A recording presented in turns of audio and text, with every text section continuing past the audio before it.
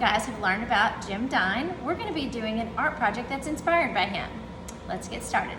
Our composition is going to be created by using a variety of paintbrushes. I'd like you all to use 5. You can arrange them on your paper however you'd like. What I like to do is give myself a little mark on each side so that I know the width of the ferrule and then the width of the handle, even some of the shape of the handle,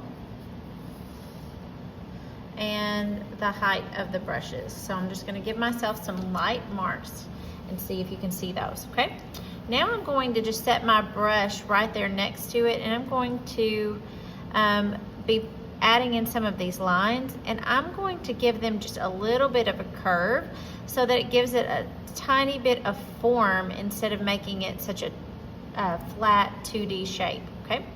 I'm also going to be adding in some of those details here in just a little bit. So let's get the ferrule. So we should be looking at the size and trying to match that. That's why I have that setting so closely. And notice that I'm drawing super light. That's so that I can go back in and fix it if I need to. And I'm going to do another little arched line there because underneath some of this old paint and rust, there is another line. And then there is another one. And then there's another one down here. And within this bottom, there's 2 screws that are connecting that metal to the wooden brush. And then in this section, there are some little diagonal pieces that give texture. So I'm going to just lightly mark those in, okay? All right. Next thing I'm going to do is add this circle that's down here, the hole where I could hang that. And I'm just going to go a little bit darker so I can see that better. Another thing about paintbrushes that we should know is their symmetry, okay? So they're symmetrical, meaning that if I divided this in half, whatever's on the left side is also on the right side. So we're trying to keep it balanced whenever we're looking at each individual. Now, to get the bristles drawn, instead of just drawing them like they're a box, because they're not really, these are lots of individual hairs, I am going to start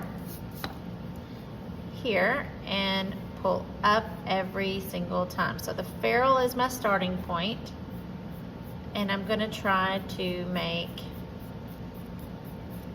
a representation of the bristles. I'm not going up and down. I want to start from the metal part where they're actually attached, okay? And we're going to be going over this in a Sharpie in a minute, so I'm not going to get too stuck on making sure that every single line is on there or that the brush bristles look exactly like I want them to, because I am going to be using a Sharpie or permanent marker to go over them. All right, the next thing that we're going to be doing is adding a little bit of an edge to make a 3D effect. So I'm just going to go on the outside edge of this whole brush, and I'm going to try to stay about the same amount of distance away on each section. But this is going to give us a side. So now what I'm doing is connecting these lines with a little curved line to make it have some form where it feels like it's actually something I could reach into this page and pick up, and that this is just the side of my brush. See how you can see the side of this a little bit? That's what we're creating, to give it a 3-dimensional effect instead of being a flat geometric shape where it feels like it's 2-dimensional.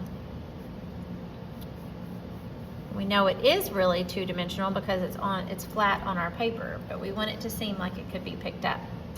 All right, so now the next step for each brush is going to be to go over what you just drew in pencil. Now we're gonna go over it in Sharpie. We are gonna be erasing our pencil marks, so if you have made a mark that you dislike and you want to draw it better with your Sharpie, you can fix that.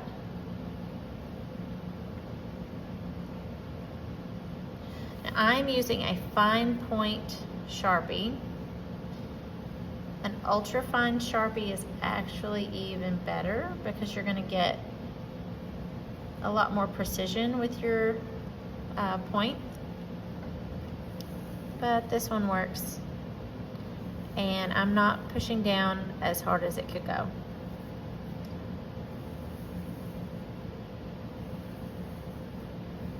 Okay, so if I get in here and I decide that I don't really like where I put these, or I want to add some more, then that's fine, because what I'm going to do is erase any extra pencil marks in just a minute. Now I am going to look at these bristles a little closer. Remember, I'm pulling from the ferrule up.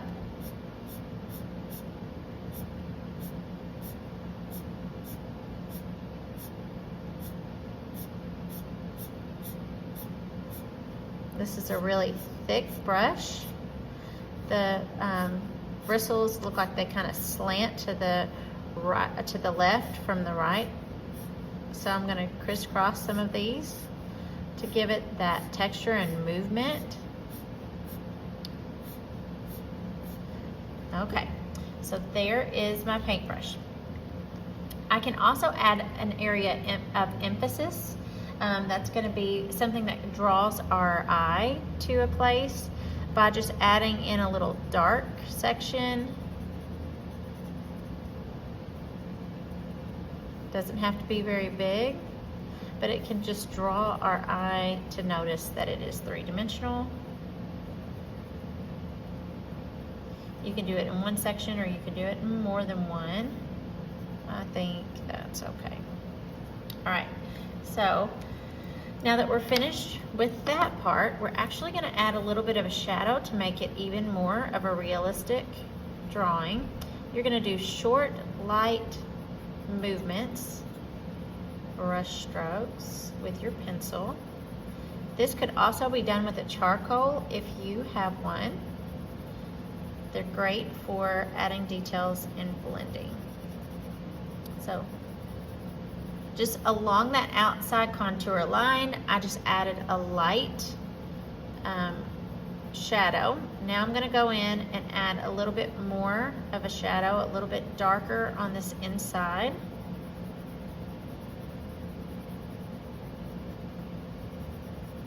And then I'm going to go through and I'm going to rub with my finger to blend. Okay, now if you see any stray pencil marks that you don't like within your brush or your bristles, you can go back in right now and erase. And once you have done that, then you are ready for the next part, which is adding your watercolors. So we're going to have clean water and your watercolors. Carefully choose a color. Get your brush wet out of your water. I'm going to start with blue. I love the blue. And I'm going to paint off the tips of this brush, just a sloppy, like it's been drug on the paper, okay? And then I can go back through and add in a little bit more color. So it doesn't take a ton of water, especially if you're using a thin paper. You don't want to put a ton of water on your paper. It could make it soggy and wet. Then what I just did was dip back into my blue, and I'm going to tap to make some sprinkly splatter marks. So I'll speed up this process and show you guys how to do several other brushes, and then it'll be your turn. Okay, so on this section, what I'm doing is a time lapse of my drawing, and I am just going one paintbrush at a time. I start by looking at it, sort of measuring based on the actual paintbrush that I have in front of me, and then I set it to the side where I can still get a good look at it and do my own drawing. I'm not really tracing it, I'm just giving myself some starting points. Once I have drawn it in pencil, then just like I did on the one where I talked you through it, I am then tracing it with a fine tip Sharpie An ultra fine tip Sharpie would work also. Then I'm adding the 3D, then the shadow, and all those details, making sure I have everything ready to go. And then I'm able to add my colors to the top with my watercolors. And then my last is the splatter. Working on. I hope you guys enjoyed this lesson, and I can't wait to see what your alls look like. And send me a picture if you are learning virtually. Talk to you all soon.